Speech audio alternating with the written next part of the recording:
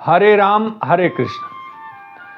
श्रीमद् वाल्मीकि रामायण के अयोध्या कांड के 67वें और 68वें सर की कथा करेंगे। महाराज दशरथ का आधी रात के बाद प्राणांत हो गया है। उनका अगले दिन प्राणांत होने की रात के अगले दिन उनके शव को तेल के कड़ाहे में, नावनुमा कड़ाहे में, तेल में सभी मंत्री लोग मिलकर के वशिष्ठ जी के निर्देशन पर उनको तेल के कड़ाहे में डुबो देते हैं। अगली रात बीतती है। पुनः जब अगला दिन आता है, यह राम के वनवास के जाने का 8वां दिन है। वशिष्ठ जी के सामने वह सभी ब्राह्मण मंत्री जो दशरथ जी के अन्य मंत्री, 8 मंत्री अन्य राजनीतिक मंत्री थे और 8 ब्राह्मण मंत्री थे, सभी लोग वशिष्ठ जी के सामने बैठे हैं, जिसमें मुख्य रूप से मार्कंडेय जी, कश्यप ऋषि, कात्यायन, गौतम ऋषि और जाबाली, इस प्रकार से मौदगल्य, इस प्रकार से 8 ब्राह्मण मंत्री वशिष्ठ जी के सामने बैठे हैं और मंत्रणा कर रहे हैं, परिस्थितियों पर विचार कर रहे हैं कि महाराज दशरथ के न होने के बाद से अब क्या होना चाहिए। सभी ब्राह्मण मंत्री एक मत से कहते हैं वशिष्ठ जी से कि हे मुनिवर, हे वशिष्ठ जी, हम लोग महाराज दशरथ के भी जीवन काल में सदैव जिस प्रकार से समुद्र अपने सीमा में ही रहता है, अपनी सीमा से बाहर कभी नहीं जाता, ठीक उसी प्रकार हम लोगों ने महाराज के भी जीवन काल में आपके सीमा का कभी उल्लंघन नहीं किया, आपकी बातों का कभी उल्लंघन नहीं किया। आज हम लोग आपसे आग्रह करते हैं कि वशिष्ठ जी, आप किसी भी इक्ष्वाकु वंशी राजकुमार को आज आप राजा घोषित कर दीजिए, या किसी अन्य को उचित समझते हो तो आप कर दीजिए, यह हम सब लोग आपको अधिकार देते हैं। क्योंकि राजा के न होने से देश बड़ा अराजक हो जाता है, राज्य में अराजकता बढ़ जाती है, चोर लुटेरे बढ़ जाते हैं, किसी का भी अपना धन अपना नहीं रह जाता है, किसी की पत्नी अपनी पत्नी नहीं रह जाती है। चोर उचक्के और लंपट लोग जो सक्रिय हो जाते हैं और वो किसी के भी धन संपत्ति को लूटने के लिए तत्पर रहते हैं। यहाँ तक कि राज्य में धार्मिक और मंगल कार्य बंद हो जाते हैं। राज्य और देश की उन्नति से संबंधित जो भी कला का प्रदर्शन होता है, जो और उन्नति वाले कार्य होते हैं, वो सदैव बंद हो जाते हैं। कहीं भी न तो कोई उन्नत कार्य दिखाई देता है, न कोई कला का प्रदर्शन दिखाई देता है। और हे वशिष्ठ जी, राजा के न होने से राज में अराजकता बढ़ जाती है। जो दुष्ट लोग हैं वह सक्रिय हो जाते हैं और दूसरे के साथ उत्पात करते हैं, और वाद और वादी और परिवादी में उचित न्याय संगत न्याय फैसला नहीं हो पाता है। इसलिए उनका मनोबल बढ़ता है। जो उत्पाती लोग हैं वह उनका मनोबल बढ़ता है। यहाँ तक कि सुखपूर्वक कोई अपने पत्नी के साथ नहीं रह पाता है। वह लोग जो अपने रमणीय स्थलों को जाते हैं अपने पत्नियों और नारियों को लेकर के, वह लोग भी सदा भयभीत रहते हैं। राजा के न होने से न तो राज्य में कभी यज्ञ होता है, न तो कभी मंगल कार्य होते हैं, न तो ब्राह्मणों के बताए हुए अनुसार कोई सदाचार के काम होते हैं।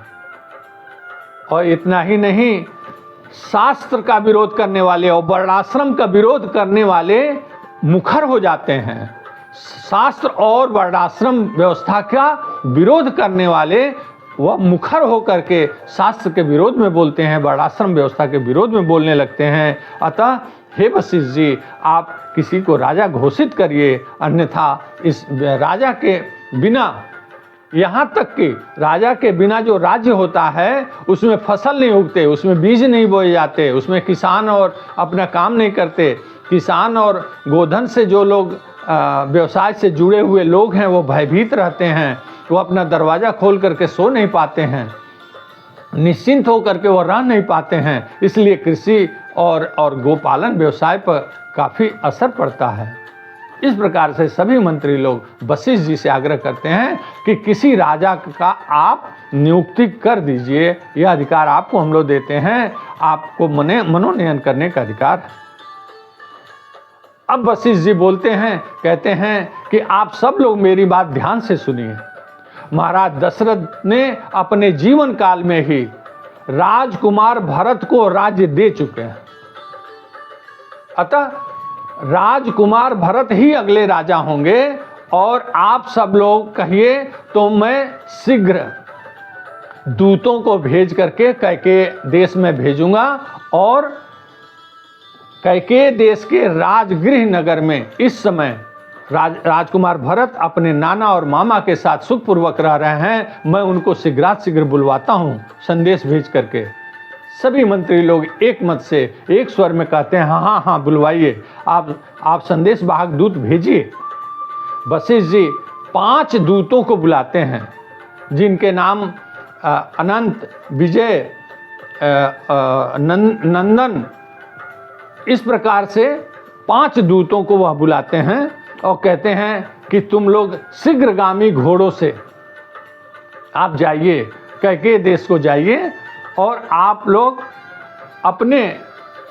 अपना खर्चा भी, वह कोष से उनके रास्ते के जाने में भोजन करने का खर्चा भी दिलवाते हैं, और कहते हैं आप लोग उत्तम प्रकार के घोड़ों को ले लीजिए और अपने घर जाइए, यात्रा की सामग्री आप लोग बांध लीजिए और तुरंत निकल जाइए। 5 दूत उत्तम प्रकार के घोड़ों को लेकर के अपने अपने घर जाते हैं और अपनी यात्रा की सामग्री बांध करके अपने घोड़ों पर वह तुरंत फिर वशिष्ठ जी को आकर के और उनकी आज्ञा लेकर के वह कैकेयी देश को निकल पड़ते हैं। वाल्मीकि जी लिखते हैं कि अयोध्या से वह 5 दूत जब निकले तो वह हस्तिनापुर के पास वह गंगा को पार करते हैं। गंगा को पार उन्होंने हस्तिनापुर के पास किया, और आगे जो है गंगा से पार करने से पूर्व मालिनी नदी पार करते हैं, और फिर वह गंगा पार करते हैं। गंगा पार करके वह पांचाल देश पार करते हैं। पांचाल के पास कुरुजांगल नामक राज्य को पार करते हैं। कुरुजांगल से होते हुए वह बाहलिक देश होते हुए कैकेयी देश को जा रहे हैं।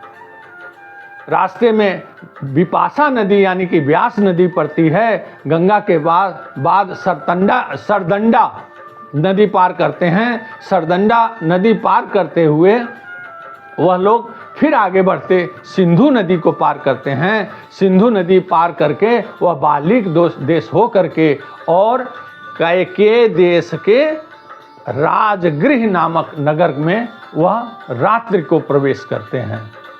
यह 67वें और 68वें सर्ग की कथा यहाँ समाप्त होती है। अगले सर्ग की कथा हम अगली कड़ी में करेंगे।